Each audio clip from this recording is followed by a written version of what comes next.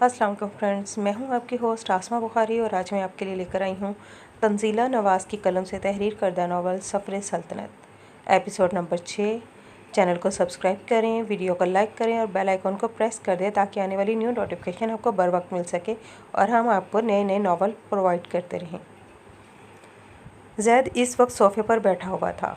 दोनों पाँव मेज़ पर रखे हुए थे, आंखें मूंदी हुई थी। वो किसी गहरी सोच में गुम था। जब उसका फ़ोन बजा वो जानता था वो कॉल किसकी है, इसीलिए देखे बगैर फ़ोन कान से लगा लिया। अस्सलाम वालेकुम सर, सब पता कर लिया, इसके बारे में अब क्या करना है? फ़ोन की दूसरी तरफ से आसिफ की आवाज़ गूंजी थी। आसिफ ज़ैद खान का सबसे ज़्यादा करीबी और वफ़ादार आदमी था। आसिफ ज़ैद खान का ऑफिस असिस्टेंट होने के साथ साथ पर्सनल असिस्टेंट भी था, जो हमेशा ज़ैद खान के साथ रहता था। खान फैमिली ने उसे अपने घर वालों की तरह रखा हुआ था। वालेकुम अस्सलाम। आसिफ, उठा लो उसे और फिर तुम अच्छे से जानते हो क्या करना है। जी, जैसा आप कहें। ज़ैद खान ने कॉल कट कर दी थी। आईना, कितने बगैरत होते हैं ना हमज़ा जैसे लोग। अगर मैं हफ्सा की जगह होती ना तो शादी की पहली रात ही सर फाड़ देती उसका। हुरिया और आयना इस वक्त हवेली के गार्डन में मौजूद थे। यार हुरी, शुक्र करो तुम्हें उस जैसा शोहर नहीं मिला। तुम बहुत खुश नसीब हो कि तुम्हें उस बगैरत दुनिया में मेरे मुराद लाला जैसा खूबसूरत और प्यार करने वाले शोहर मिले हैं। आयना ने हुरिया के सर पर हल्का सा थप्पड़ मारा था। कोई नहीं, माना तुम्हारे भाई खूबसूरत है, लेकिन कभी तुमने उसे हंसते हुए देखा है? मुझे तो लगता है तुम्हारे भाई को मुस्कुराना भी नहीं आता शायद। जब भी तो जब देखो सीरियस होते हैं। और कहाँ से है वो प्यार करने वाला? वो जब मुझे सलाम करता है ना, तुम उसे देखा करो। तुम्हारे भाई का नाम मुराद शाह की जगह जलाद शाह होना चाहिए था। हुरिया ने भी जल्दी जल्दी जवाब दिया। मुराद जो आयना से बात करने आया था, हुरिया की बातें सुनकर उसके चेहरे पर मुस्कुराहट आई थी। यार तुम हो ही ना शुक्री, तुम्हें मेरे भाई की कदर ही नहीं है। कदर करने वाली हरकतें भी तो करे तुम्हारा भाई। जब देखो रौब दिखाता है। लोग अपनी बीवी के लिए मोम होते हैं, लेकिन यहाँ तो अलग ही सीन है। मुझे छोड़कर तुम्हारा भाई सबसे प्यार से बात करता है। हुरिया ने मुंह बनाया था। मुराद जो हुरिया को देख रहा था, हुरिया के मुंह बनाने पर उसके चेहरे पर गहरी मुस्कुराहट आई, जिसकी वजह से उसके डिंपल नुमाया हुए। सब्र करो, मैं लाला को बताऊंगी कि तुम्हें उनसे बहुत शिकायतें हैं। आईना ने भी धमकी दी थी। जाओ, जिसे बताना है बता दो। मैं हुरिया शाह हूँ, बुराक शाह की इकलौती बहन और शाह नवाज साहब की पोती। किसी के बाप से भी नहीं डरती। हुरिया ने बालों के एक अदा से पीछे किया था, जिस पर आईना और हुरिया दोनों खिलकर हंसी थी। मुराद जो मुसलसल हुरिया को देख रहा था, उसको हंसता देखकर मुराद शाह का दिल धड़का था, क्योंकि वो जब से इटली से वापस आया तो उसने पहली दफ़ा हुरिया को इतना बोलता और हंसता देखा था। क्योंकि हुरिया शाह मुराद शाह की मौजूदगी में बोलती बिल्कुल भी नहीं थी, हंसता तो दूर की बात थी। शायद वो मुराद से डरती थी और ये बात मुराद ने महसूस की थी। बुराक इस वक्त अपने स्टडी रूम में मौजूद था। ब्लैक कलर की शर्ट पहने, जिसके नीचे ब्लैक कलर का ट्राउज़र पहना हुआ था। बाल माथे पर बिखरे हुए थे। कुर्सी पर बैठे वो किसी गहरी सोच में मुब्तला था। बुराक शाह तकलीफ़ में था क्योंकि हफ्सा खान तकलीफ़ में थी। कैसे कैसे सह लिया उसने इतना सब कुछ, इतना सब्र, इतना जुल्म कैसे बर्दाश्त कर लिया उसने? वो शख्स ऐसे कैसे कर सकता है कि उसे ज़रा रहम ना आया उस पर? बुराक शाह के दिमाग में सिर्फ हफ्सा घूम रही थी। अगर हुरिया शाह के बाद बुराक शाह की इस दुनिया में कोई लड़की जान से अजीज़ थी तो वो थी हफ्सा खान। हफ्सा खान वो वाहिद लड़की थी जिसकी आंखों से बुराक शाह को इश्क हो गया था। हफ्सा खान वो वाहिद लड़की थी दुनिया की जिसकी फ़िक्र बुराक शाह को अपनी जान से ज़्यादा थी, जिसकी खुशी बुराक शाह को सबसे ज़्यादा अजीज़ थी। रात के 3 बजने को थे, लेकिन बुराक शाह वहीं बैठा हफ्सा खान के बारे में सोच रहा था, क्योंकि जो आज उसने सुना था कि हफ्सा किन किन अजियतों से गुजरी थी, उसके बाद नींद आना तो बहुत मुश्किल था। इतना दर्द तो बुराक शाह को खुद की तकलीफ़ों पर भी नहीं हुआ था, जितना दर्द उसे आज हफ्सा की तकलीफ़ सोच सोच कर हो रहा था। और शायद यही इश्क होता है, जब आपका पसंदीदा शख्स तकलीफ़ में हो तो आपको भी नींद ना आए। वो दिन आ चुका था जिस दिन का सब गांव वालों को बेसब्री से इंतज़ार था। आज आहान शाह की बारात थी। शाह हवेली के सब लोग तैयारियों में लगे हुए थे। फ़िज़ा तैयार हो चुकी थी। ब्लू कलर का पाँव तक आता फ्रॉक पहने, जिस पर फूलों का काम हुआ था, जिसके साथ खूबसूरत सा दुपट्टा था जिसमें पीला, ऑरेंज और ब्लू कलर शामिल था। कानों में झुमके पहने, बालों का जूड़ा बनाए, लाइट सा मेकअप किए वो बहुत खूबसूरत लग रही थी। अभी वो बेजान के कमरे की जानिब जा ही रही थी कि अचानक उसकी हील मुड़ी थी, जिसकी वजह से फिल्ज़ा गिरने वाली थी, लेकिन उमर खान ने उसे थाम लिया था। तुम ठीक हो? उमर ने उसे सीधा किया। मैं ठीक हूँ या नहीं इसे तुम्हें कोई मतलब नहीं होना चाहिए। और क्यों बचाया तुमने? गिरने देते ना, पहले भी गिरा चुके हो, संभाल लूँगी मैं खुद को। फिल्ज़ा खान, याद रखना उमर खान का नाम हमेशा तुम्हारे बचाने वालों में आएगा, गिराने वालों में नहीं। और अपनों को तकलीफ़ देने से पहले उमर खान मरना पसंद करेगा। फिल्ज़ा को शर्मिंदगी सी हुई थी क्योंकि उमर ने उसे हमेशा बचाया था और फिल्ज़ा ने कभी उससे सीधे मुँह बात भी नहीं की थी। अब उमर खान बेजान के रूम की जानिब बढ़ गया था। अस्सलाम वालेकुम बेजान, फिल्ज़ा और उमर दोनों ने एक साथ कहा था। अरे वालेकुम अस्सलाम मेरे बच्चों, आ जाओ। कितनी प्यारी लग रही है मेरी गुड़िया, बिल्कुल शहज़ादियों की तरह। बेजान ने फिल्ज़ा का माथा चूमा था। सब मेकअप का कमाल है, और चिपकली जितना भी मेकअप कर ले रहती तो चिपकली ही है। उमर ने मुस्कुराते हुए कहा। चिपकली मेंढक से अच्छी ही होती है, फिल्ज़ा ने तब कर कहा। चलो बेजान, आपकी पोती ने माना तो सही कि ये चिपकली है, उमर ने मुस्कुराते हुए कहा। बेजान, फिल्ज़ा ने मुंह बनाया था। अच्छा बस करो, मेरी गुड़िया को तंग नहीं करो। ये बताओ तुम अभी तक तैयार क्यों नहीं हुए? बारात आती ही होगी। मैं क्यों तैयार हूँ? कौन सी मेरी है? उमर ने हंसते हुए कहा। तुम्हारी भी हो जाएगी जल्द ही। नहीं बेजान, अभी फ़िलहाल तो मैं बहुत बिज़ी हूँ, और मैंने पता क्या है, वो अभी शादी नहीं करना चाहती। ओह, कभी मुझे भी बताना कौन है मेरे शहज़ादे की पसंद। वाई नॉट मेरी जान, बताऊँगा, लेकिन अभी मुझे बहुत खुफिया जगह जाना है। वापस आकर बात करता हूँ।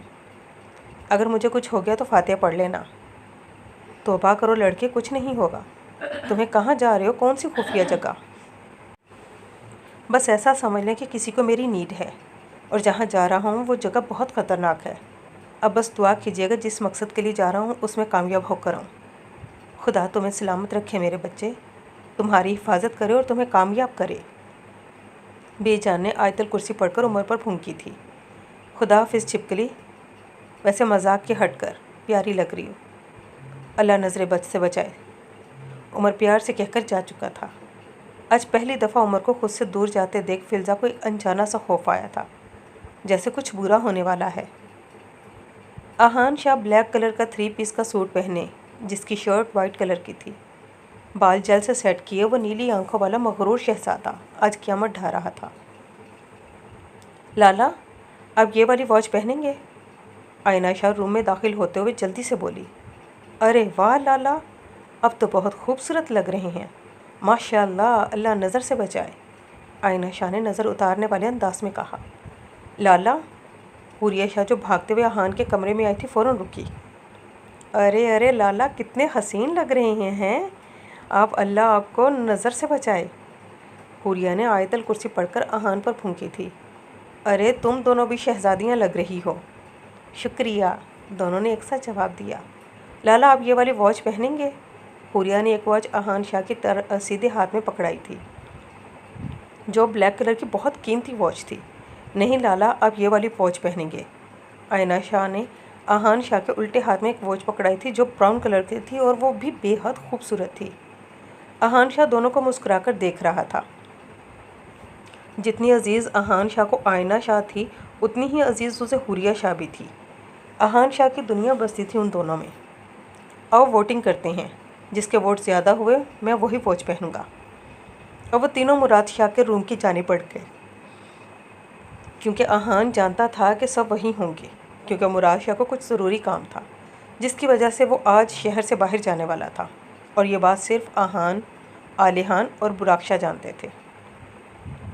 फरताशिया जल्दी, इस्माइल जो फरताशिया को बुलाने आया था, क्योंकि मेहमान आने शुरू हो चुके थे, उन्होंने रुखसती हवेली में ही रखी थी। फरताशिया को आईना के सामने खड़ा देख अचानक रुक गया था। क्या हुआ? अच्छी नहीं लग रही क्या? इस्माइल को मुसलसल खुद को देखता देख फरताशिया कंफ्यूज सी हो गई थी। फरताशिया ग्रीन कलर का पाँव तक आता फ्रॉक पहने, जिसके ऊपर गोल्डन कलर से सितारों का काम हुआ था, जिसका दुपट्टा भी गोल्डन कलर का था। हल्का सा मेकअप किए, बाल खुले छोड़े जो कमर तक आ रहे थे। वो बहुत खूबसूरत लग रही थी। क्या हुआ है इस्माइल? मुझे ऐसे क्यों देख रही हैं? क्या अच्छी नहीं लग रही?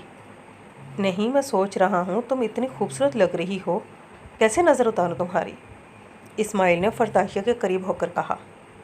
इस्माइल की इस बात पर फरताशिया ने शर्म से सर झुकाया था। अरे वाह मिसेस इस्माइल,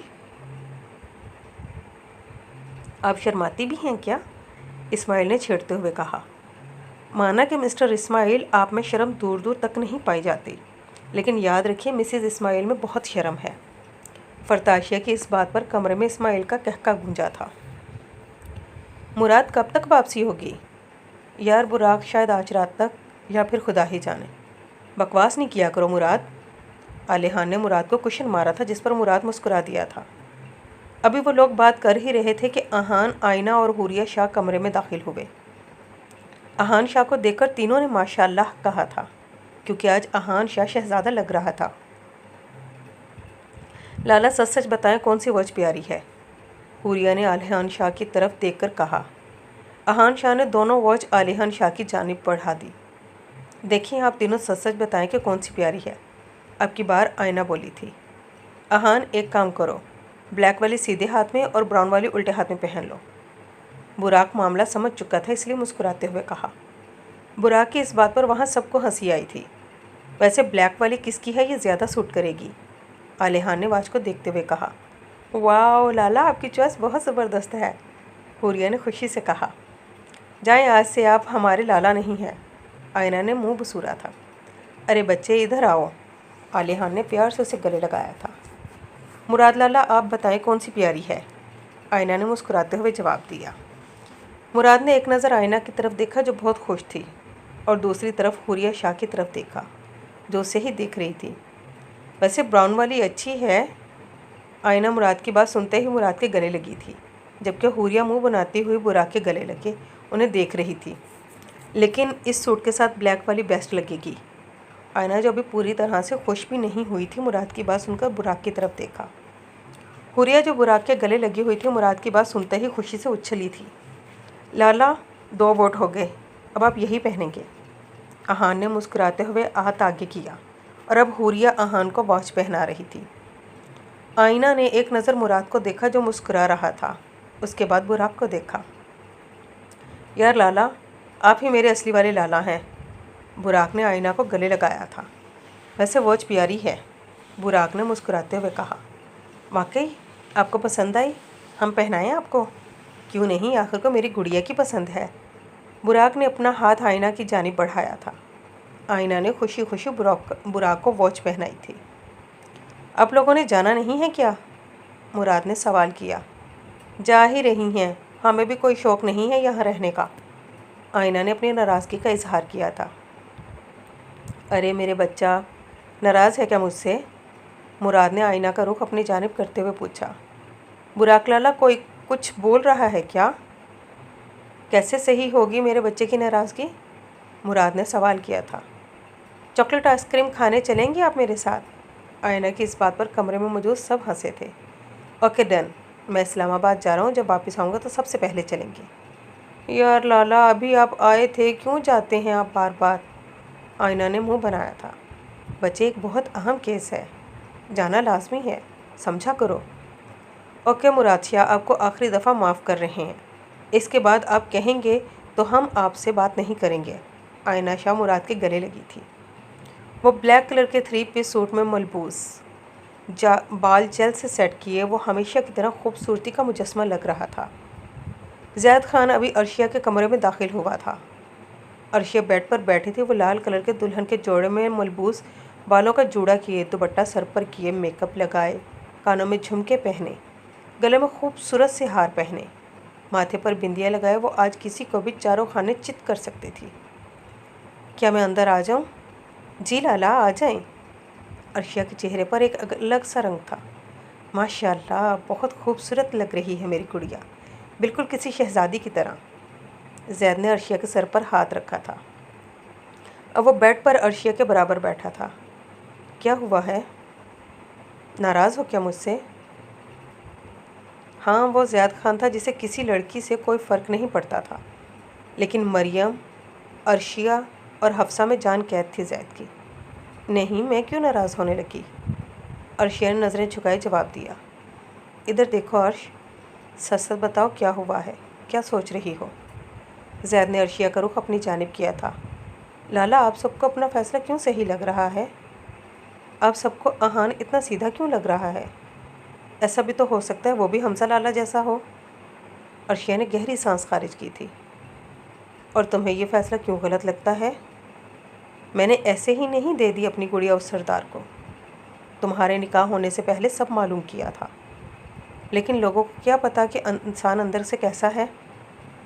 हमें भी यही लगता था कि हम हमजा लाला को जानते हैं। हम भी उन्हें अच्छा इंसान समझते थे। इंसान की नीयत का किसी को नहीं पता होता। अर्शिया की आवाज़ में दुख वाज़िया था। गुड़िया, मर्द की नीयत उसकी आंखों से पता चलती है। यकीन करो, मेरा वो बहुत अच्छा इंसान है, बहुत खुश रखेगा तुम्हें। अगर ना रख सका जो आप ही के साथ हुआ है वही अगर मेरे साथ हुआ तो क्या करेंगे आप लोग? अर्शिया की आंखों में नमी आई थी। यकीन करो, ऐसा कुछ नहीं होगा। अगर हो गया तो? यकीन है ना अपने ज़ैद लाला पर, तो कुछ नहीं होगा। बहुत खुश रखेगा वो तुम्हें, ज़ैद ने प्यार से कहा। खुश?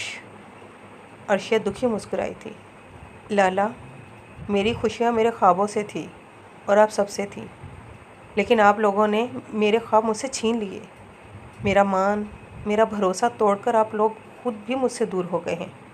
अब मेरे लिए खुश रहना नामुमकिन है। अर्शिया ने नज़रें नीचे झुका ली थी। मेरी बात सुनो गुड़िया, जोड़े आसमान सा बनकर आते हैं और वही तुम्हारा मजाजी खुदा है। तुम अहान की पसली से बनाई गई हो और तुम्हें उसी के पास जाना था। तुम्हारा निकाह हुआ है उससे। मैं नहीं जानता कि तुम क्या सोच रही हो, लेकिन एक बात की गारंटी मैं दे सकता हूँ, वो बहुत अच्छा इंसान है।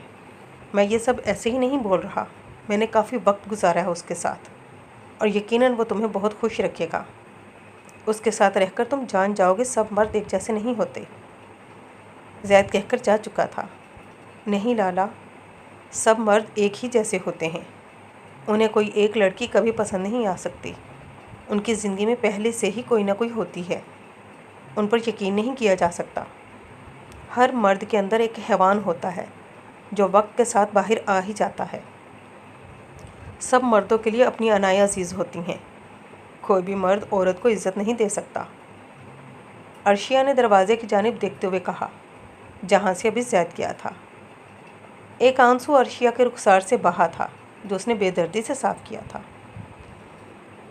अर्शिया इस वक्त अपने कमरे में थी जब उसे बाहर से शोर की आवाज़ आई थी। वो शोर से अंदाज़ा लगा चुकी थी अहान शाह बारात के साथ आ चुका है। अभी वो कुछ सोच रही थी कि हुरिया और आयना कमरे में दाखिल हुई। अस्सलाम वालेकुम भाभी। आयना की खुशी बिल्कुल नज़र नहीं आ रही थी। वालेकुम अस्सलाम। अर्शिया फीकी मुस्कुराई थी। अरे माशाल्लाह, खुदा नज़र से बचाया आपको। आयना, तुमने एक बात नोट की? क्या? आयना ने सवालिया नज़रों से हुरिया की जानिब देखा। भाभी ने लाला का फेवरेट कलर पहना है, हुरिया ने शरारत से कहा। हुरिया की बात पर आयना खिलखिला कर हंसी थी। क्या हुआ है, आप सही हैं ना? आयना को अर्शिया कुछ परेशान सी लगी थी। हाँ, मैं ठीक हूँ, मुझे क्या होना है? अर्शिया हल्की सी मुस्कुराई थी। फ़िक्र ना करें, मेरे लाला बहुत अच्छे हैं, आपका बहुत ख्याल रखेंगे, हुरिया ने मुस्कुराते हुए कहा। अर्शिया ने हुरिया की जानिब देखा था। तुम्हें ऐसा क्यों लग रहा है कि मैं इसी वजह से परेशान हूँ? हमें आंखें पढ़नी अच्छे से आती हैं, हुरिया ने कंधे उचकाए थे। चले आ जाएं, बाहर जाना है क्योंकि सब इंतज़ार कर रहे हैं आपका, आयना ने अपना हाथ अर्शिया के हाथ पर रखते हुए कहा। लाला, ज़ैद जो अहान और आलिहान से बात कर रहा था, मरियम की आवाज़ पर फ़ौरन मरियम की जानिब मुतवज्जा हुआ। क्या हुआ है गुड़िया? ज़ैद को मरियम परेशान सी लगी थी। आलिहान ने एक नज़र मरियम की जानिब देखा जो सिल्वर कलर का लहंगा पहने, जिसके ऊपर ब्लैक कलर की शर्ट थी जिस पर सिल्वर कलर के फूलों का काम हुआ था, साथ में सिल्वर कलर का दुपट्टा लिए, बाल खुले छोड़े, कानों में झुमके पहने और लाइट सा मेकअप किए वो बिल्कुल गुड़िया लग रही थी। लाला, उमर लाला कहीं नहीं मिल रहे हैं। यही होगा, क्या हो गया है? लाला, हमें फ़िक्र सी हो रही है। मैंने कॉल भी की है लेकिन वो नहीं उठा रहे। वो ऐसा कभी नहीं करते, आप उन्हें कॉल लगाए ना। मरियम ने ज़ैद का बाजू पकड़ा था। मरियम, वो कहीं काम से गया है। उसने कहा है कि वो आ जाएगा रात तक, तुम फिक्र ना करो। फिज़ा जो स्टेज पर भी जान से बात करने आई थी, मरियम को ऐसे परेशान देखा तो फ़ौरन बोली, लेकिन ऐसा कौन सा काम है जो वो अर्शिया की शादी छोड़कर गया है? और आपको किसने बताया है? मुझे नहीं बताया, किसी और को बता रहा था तो मैंने गलती से सुन लिया। जब आएगा तो पूछ लेना। फिज़ा कहकर जा चुकी थी। वाह, उमर लाला और फिज़ा कितने अच्छे दुश्मन हैं ना। अपनी पर्सनल बातें भी सिर्फ एक दूसरे को बताते हैं। मरियम ने ज़ैद की जानिब देखते हुए कहा। ज़ैद ने मरियम के सर पर प्यार से थप्पड़ मारा था। लड़की, सुधर जाओ। लाला बाल ख़राब कर दिए। मरियम ने ज़ैद की तरफ देखकर हंसते हुए कहा। अहान, जो ज़ैद के साथ बातों में मसरूफ़ था, अचानक उसकी नज़र सामने से आती अर्शिया खान पर पड़ी, जो लाल जोड़े में अहान को अपने दिल में उतरती हुई महसूस हो रही थी। अहान अपनी जगह से खड़ा हुआ था। अहान ने अपना हाथ अर्शिया की जानिब बढ़ाया था, जिसे अर्शिया ने थाम लिया था। अब वो दोनों साथ बैठ चुके थे। सब लड़कियों की नज़र उन्हीं पर थी। शादी में बड़े बड़े लोग आए हुए थे, जिसमें पुलिस वाले और बड़े बड़े बिजनेसमैन शामिल थे। बुराक और मुराद नज़र नहीं आ रहे थे। नहीं आए क्या? ज़ैद ने अहान से सवाल किया। नहीं, मुराद इस्लामाबाद गया है, उसे काम था, और बुराक अस्पताल के काम से गया है, आता ही होगा। अहान ने संजीदगी से जवाब दिया। लाला, हमें आपकी शादी पसंद नहीं आई। आयना अहान के बराबर बैठी थी। ज़ैद ने एक नज़र उठाकर आयना शाह की तरफ देखा, जो मुंह बना रही थी। आयना शाह मैरून कलर की वेलवेट की साड़ी पहने बहुत खूबसूरत लग रही थी। ज़ैद ने फ़ौरन अपनी नज़रें झुका ली थी। क्यों? अहान ने मुस्कुराते हुए सवाल किया, क्योंकि वह जानता था कि आयना ये क्यों कह रही है। आपकी शादी में चॉकलेट आइसक्रीम ही नहीं है और ना ही गुलाब जामुन है। आयना ने आह भरी थी। तो बच्चे को आइसक्रीम और गुलाब जामुन चाहिए?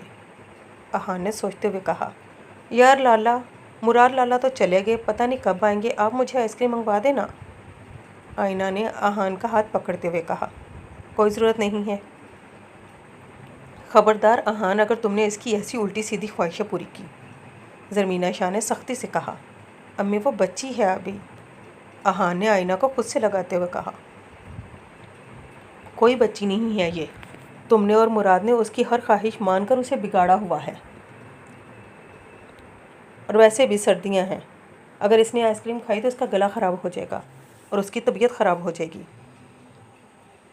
मम्मा, सर्दियां हैं तो क्या हुआ, इंसान जीना छोड़ दे क्या? आयना ने मुंह बनाया था। अहान, मैं जा रही हूँ, मुझे बुला रहे हैं। शाइस्ता बेगम, लेकिन तुम उसे आइसक्रीम हरगिज़ नहीं दिलाओगे, वरना मुझसे बुरा कोई नहीं होगा। ज़रमीना शाह, आप गाँव के सरदार को धमकी दे रही हैं, उसकी सज़ा आपको मिलेगी। ज़रमीना बेगम, जो जा रही थी, आयना की बात पर पलटकर आयना की तरफ देखा, जो उनके देखते ही अहान के सीने में छुप गई थी। लाला, आयना ने अहान का बाजू पकड़ा था। कब चाहिए मेरे बच्चे को आइसक्रीम? अहान मुस्कुराया था। क्या वाकई ला कर देंगे? अहान की तो जैसे दिली मुराद पूरी हो रही थी। आयना की तो जैसे दिली मुराद पूरी हो रही थी। क्या ऐसा हुआ है कि आयना शाह को ख्वाहिश करे और वो पूरी ना हो?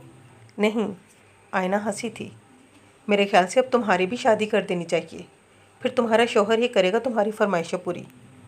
तैयबा बेगम मुस्कुराते हुए बोली।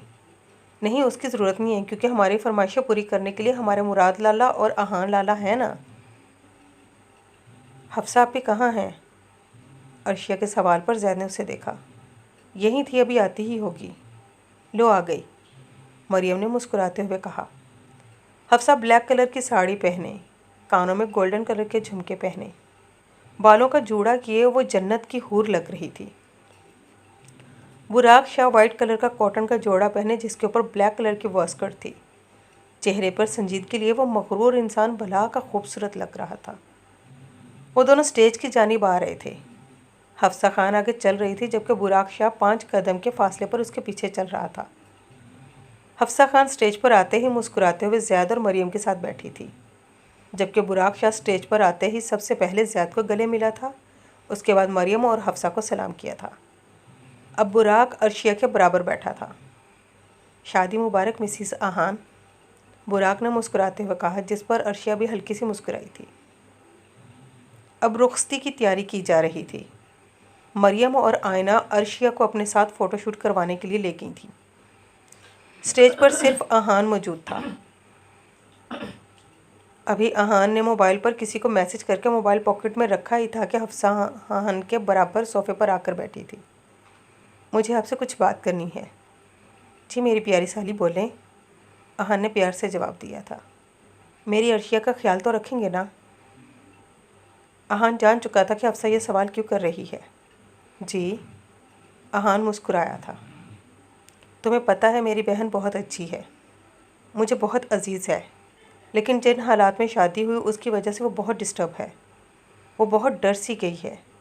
वो किसी को बता नहीं रही, लेकिन मैं जानती हूँ वो बहुत परेशान है। उसे लगता है जो मेरे साथ हुआ वही उसके साथ होगा। लेकिन मुझे पूरा यकीन है कि तुम मेरी बहन का बहुत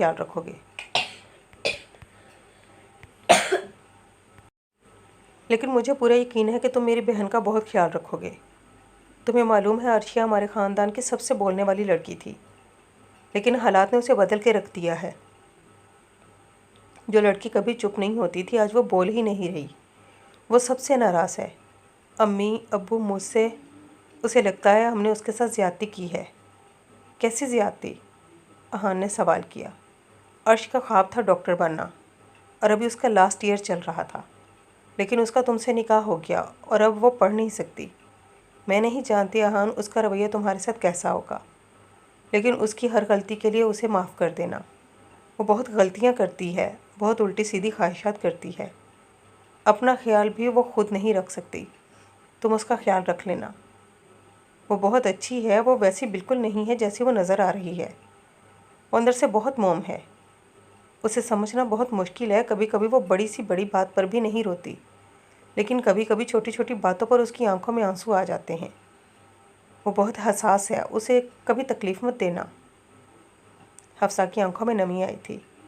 और फिर किसी ने सच ही कहा है, बड़ी बहन माँ के बराबर होती है। मेरी क्यूट सी साली रोते हुए बिल्कुल अच्छी नहीं लगती, और अगर आप ऐसे रोएंगी ना तो आपका इतना महंगा मेकअप ख़राब हो जाएगा, अहान ने हंसते हुए कहा था। हफ्सा आंसू साफ करते हुए मुस्कुराई थी। वैसे क्या क्या पसंद है आपकी बहन को? अहान ने मुस्कुराते हुए कहा। मेरी बहन को चॉकलेट, रोज़ेज़ और हाँ, सबसे ज़रूरी नॉवेल्स पसंद हैं। तुम्हें पता है वो हमेशा कहती थी कि वो ऐसे इंसान से शादी करेगी जो बिल्कुल वैसा ही होगा जैसे उसके नॉवेल्स के हीरो होते हैं। अच्छा, वैसे चॉकलेट के मामले में मेरी बीवी और मेरी बहन की सही जमेगी। अहान की बात पर हफ्सा और अहान दोनों हंसे थे। क्या हुआ है फ़िज़ा? फ़िज़ा जो हवेली के दरवाजे पर टहल रही थी, बीजान उसके पास आई थी। हाँ, कुछ नहीं। क्यों? फ़िज़ा, मेरी बच्ची मुझसे झूठ नहीं बोल सकती। तुम बताओ क्या हुआ है? उमर अभी तक वापस नहीं आया। ज़ैद लाला को बोले ना उसे कॉल करें। बीजान उसके अंदाज़े फ़िक्र पर मुस्कुराई थी। तुम्हें उमर की फ़िक्र हो रही है क्या? नहीं, मुझे क्यों होने लगी उसकी फ़िक्र? वो तो बस वो अर्शिया का भाई है ना, सब मेहमान पूछ रहे हैं उसके बारे में, जब भी मैंने बोला है, वरना मेरी तरफ से भाड़ में जाए, मुझे क्या। अच्छा, किसने पूछा है उसके बारे में? बीजान जानती थी अपनी पोती को, क्योंकि फुलसा जब भी झूठ बोलती थी वो हिचकिचाती थी। वो भी यहीं थी। सबर, मुझे एक काम याद आ गया, मैं आती हूँ। फ़िज़ा फ़ौरन वहाँ से गई थी। मेरे बच्चे, तुम्हें तुमसे ज़्यादा जानती हूँ, बीजान मुस्कुराई थी। चले अब इजाज़त दें, अब वक्त हो गया है हमारी अमानत ले जाने का। शाहनवाज साहब ने इजाज़त तलब की थी। अभी अर्शिया सबसे मिल रही थी। फराज साहब के सीने से लगकर वो बहुत रोई थी, क्योंकि वो जानती थी जितनी तकलीफ़ अर्शिया के दिल में है उससे कहीं ज़्यादा उसके बाप के दिल में है। अब वो हफ्सा के गले लगी थी। मेरी जान, नई ज़िंदगी मुबारक। अपना और अपने घर का ख्याल रखना। अहान को एक मौका ज़रूर देना। हफ्सा ने अर्शिया का माथा चूमा था। मेरी बेटी को दुख मत देना, उसका ख्याल रखना। फराज साहब ने अहान से कहा, जो कार का दरवाज़ा खोले, कार से टेक लगाए अर्शिया का इंतज़ार कर रहा था। अंकल, वो अब मेरी बीवी है, मेरी इज़्ज़त, और अहान शाह को अपनी इज़्ज़त सबसे ज़्यादा अजीज़ है। आपसे वादा करता हूँ अपनी बीवी की हिफाजत अपनी जान से भी ज़्यादा करूँगा। उस पर कभी कोई आँच नहीं आने दूँगा। अब इजाज़त दें। अब अर्शिया कार में बैठी थी। अर्शिया का लहंगा कार से बाहर था, जो अहान शाह ने झुककर सही किया था। फिर अहान ने कार का दरवाज़ा बंद कर दिया था। सब मर्दों से गले मिलने के बाद अब अहान शाह अपनी कार की ड्राइविंग सीट पर बैठ चुका था। तुम ठीक हो ईगल? हाँ टाइगर, मैं ठीक हूँ। वो दोनों इस वक्त फार्म हाउस में मौजूद थे। तुम वाकई ठीक हो ना?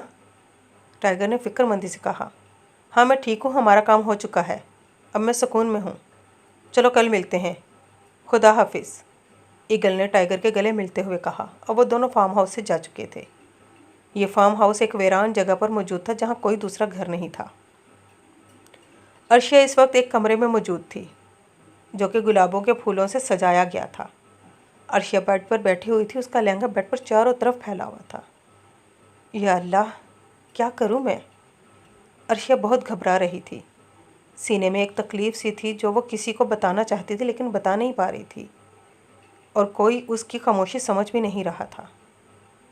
लाला रुकें, किधर जा रहे हैं? हुरिया ने दरवाजे पर हाथ रखकर अहान शाह को रोका था। क्या चाहिए अब तुम दोनों को? अहान ने सीने पर बाजू बांधे थे। नेक दें, उसके बाद ही आपको जाने देंगे, वरना नहीं, आयना ने खुशी से कहा। ये लो मेरी बीवी का सदका, अब हटो मेरे रास्ते से। अहान ने जेब से 50,000 निकालकर आयना और हुरिया की हथेली पर रखे थे। हुरिया ने खुशी से अहान को जाने की जगह दी थी।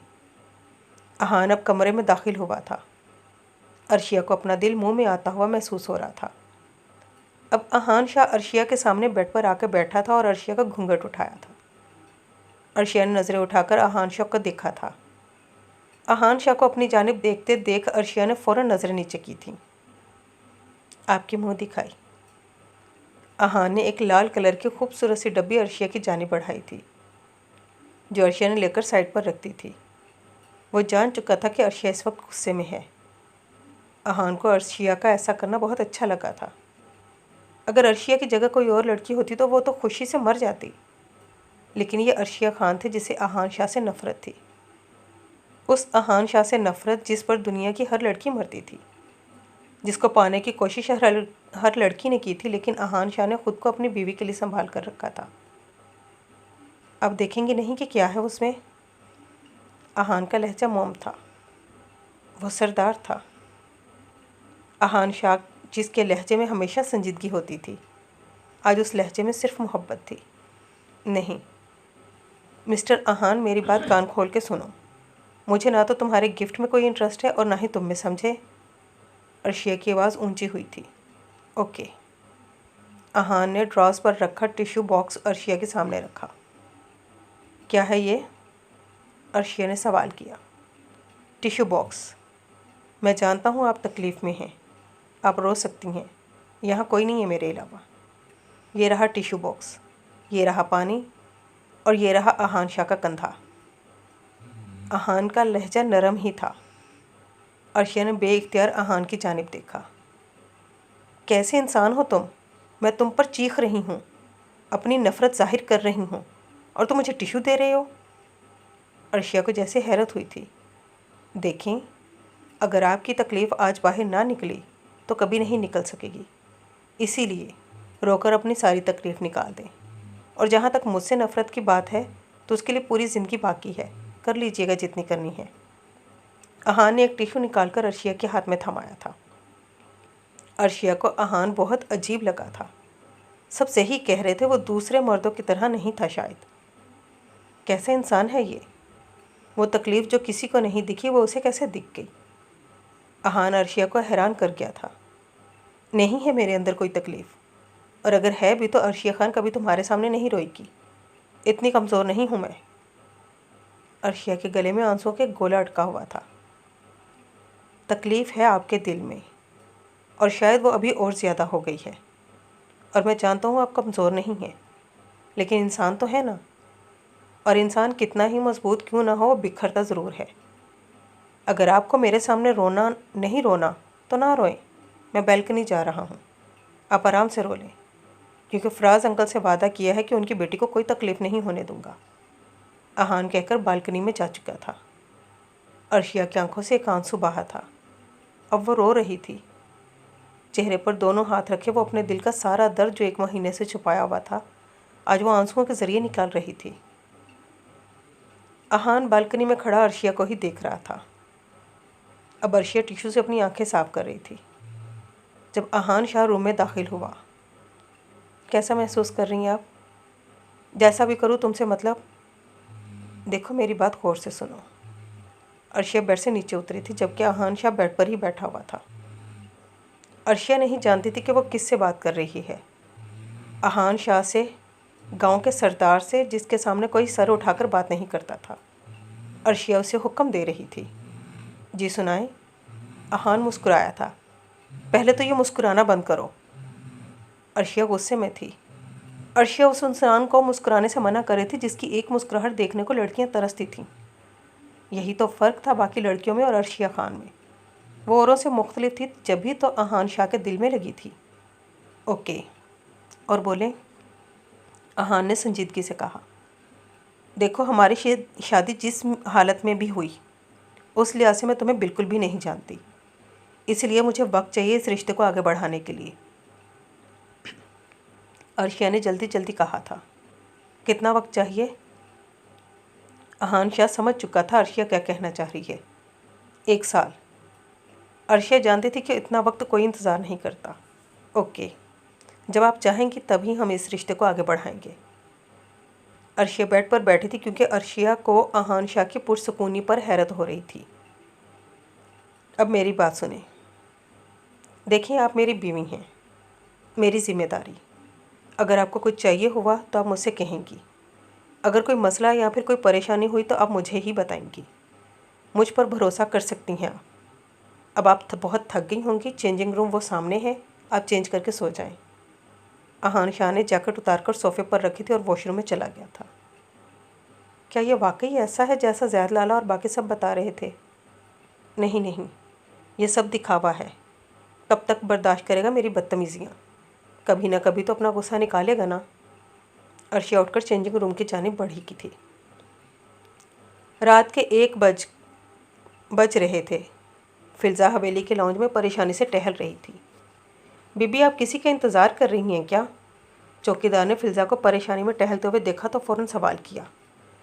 हाँ, आपकी बीबी मेरा इंतज़ार कर रही हैं। फिल्ज़ा को पीछे देखने की ज़रूरत नहीं पड़ी क्योंकि वह ये आवाज़ अच्छे से जानती थी। मिस्टर उमर, खुश रहना अच्छी बात है, खुश फहमियों में नहीं। फिल्ज़ा उमर के मुकाबिल खड़ी हुई थी। उमर ब्लैक कलर की हुडी पहने जिसके नीचे ब्लैक कलर की पैंट थी। बाल माथे पर बिखरे हुए थे। वो ग्रे आंखों वाला शहज़ादा एक पल को फिल्ज़ा के दिल की दुनिया हिला गया था। अच्छा, तो फिर रात के 1 बजे किसका इंतज़ार कर रही थी? उमर के चेहरे पर मुस्कुराहट आई थी। वो मैंने एक पार्सल मंगवाया, उसी का इंतज़ार कर रही थी। तुम अपने काम से काम रखो, ये तुम्हारा मसला नहीं। ये कौन से पार्सल हैं जो रात के 1 बजे आते हैं? उमर ने एक नज़र फिल्ज़ा के सीधे हाथ को देखा जो कमर के पीछे था। उमर को एक पल लगा था समझने में कि फिल्ज़ा झूठ बोल रही है, क्योंकि फिल्ज़ा की बचपन से आदत थी, वो जब भी झूठ बोलती थी तो अपना सीधा हाथ अपनी कमर के पीछे कर लेती थी। मुझे लगता है पार्सल आने में देर हो जाएगी। चौकीदार लाला आप लेकर रख लीजिएगा, फिर मुझे सुबह दे दीजिएगा। फिल्ज़ा कहकर फ़ौरन पलटी जिसे उसकी चोरी पकड़ी गई हो। वैसे छिपकली, अगर यह गलत फहमी थी ना तो बहुत खूबसूरत गलत फहमी थी। इस गलत फहमी के साथ उमर खान अपनी पूरी उम्र गुजार सकता है। उमर सीटी बजाते हुए हवेली की जानिब गया था, जबकि फिल्ज़ा को उमर को सही सलामत देखकर सुकून सा मिला था। क्या ज़रूरत है तुझे उस बंदर का इंतज़ार करने की? देख लिया ना, उसने तेरा मजाक बना दिया। फिल्ज़ा ने अपने सर पर थप्पड़ मारा था। अभी अहान शाह शावर लेकर निकला था, ब्लैक कलर की शर्ट पहने जिसके साथ ब्लैक कलर का ट्राउज़र था।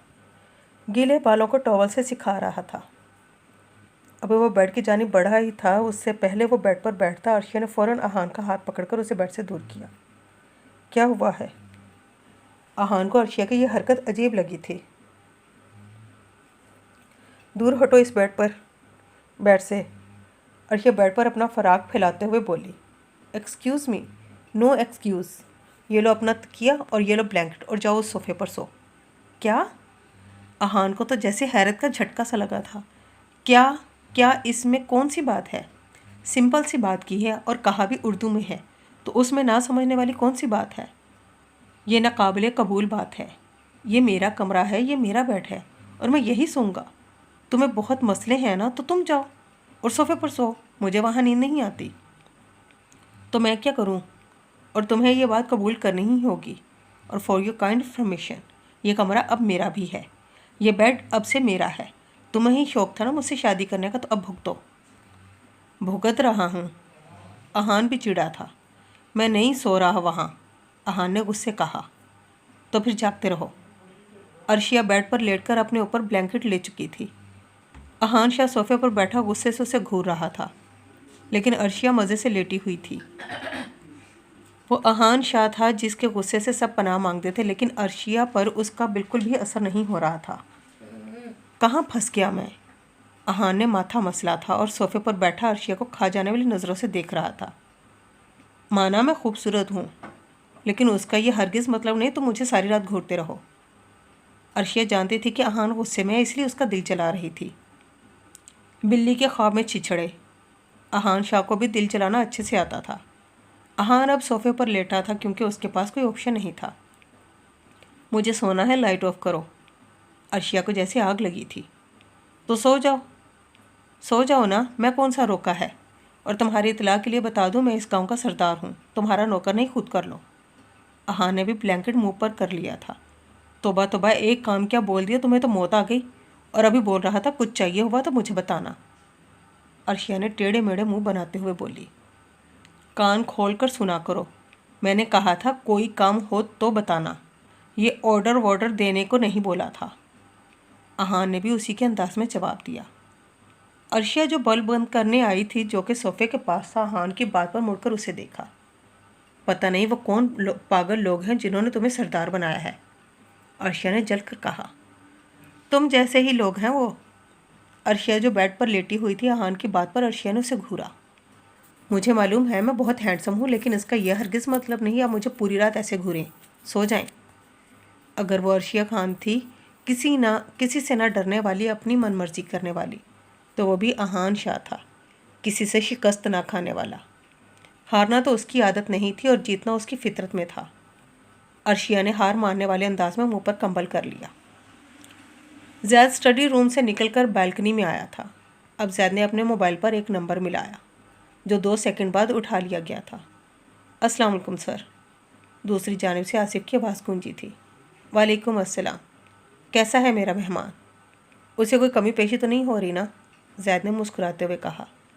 जैद की बात पर आसिफ ने सामने देखा था, जहाँ एक रूम था जिसके सामने वाली दीवार कांच की बनाई गई थी, जहाँ से अंदर का नज़ारा नज़र आ रहा था जो बहुत खौफनाक था, जहाँ एक आदमी मुसलसल चीखें मारते हुए पूरे कमरे में भाग रहा था, क्योंकि उसके पीछे एक काले कलर का सांप था जो बहुत बड़ा और खौफनाक था। नहीं सर, वो बहुत खुश है। आसिफ की बात पर जैद खान का कहका गूंजा था। जैद को इतना खिल कर हंसते आसिफ ने पहली बार देखा था। ओके आसिफ, ख्याल रखना उसका, मैं सुबह आऊँगा उससे मिलने। अभी फ़िलहाल मैं सोने जा रहा हूँ, मैं थक गया हूँ। ओके सर, खुदा हाफिज़। जैद ने कॉल कट कर दी थी। अब वह बेड पर गिरने वाले अंदाज में लेटा था। कब वो नींद की आगोश में चला गया उसे पता ही नहीं चला था।